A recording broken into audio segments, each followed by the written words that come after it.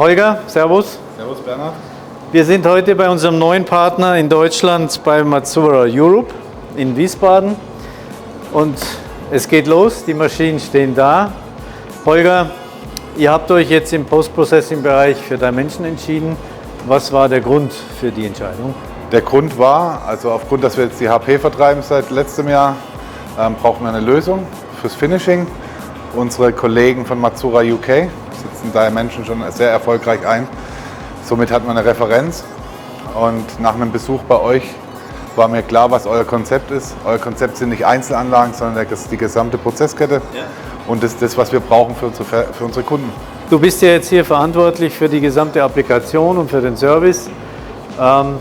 Welche Zielgruppen geht ihr denn jetzt speziell an mit diesen neuen Lösungen? Ja, also unsere Zielgruppen sind im Prinzip die gleichen wie bei unseren Fräsmaschinen. Es geht um die Serienfertigung. Ja. Die HP-Technologie und auch euer Finishing ist da schon einigermaßen angekommen. Ja. Aber ich denke, wenn wir unsere Kunden dazu kriegen, unsere Mazzura-Kunden, Serienfertigung zu machen, ist das unsere Zielgruppe. Was erwartest du von unserer Zusammenarbeit mit Dimension? Dass es genauso gut weitergeht wie jetzt seit Anfang. Also wir passen gut zusammen, also eine partnerschaftliche Zusammenarbeit. Ja. Und ihr seid auch kundenorientiert.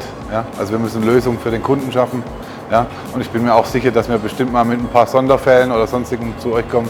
Und da fühlen wir uns ganz gut aufgehoben bei euch. Wir freuen uns darauf, Holger, auf gute Zusammenarbeit.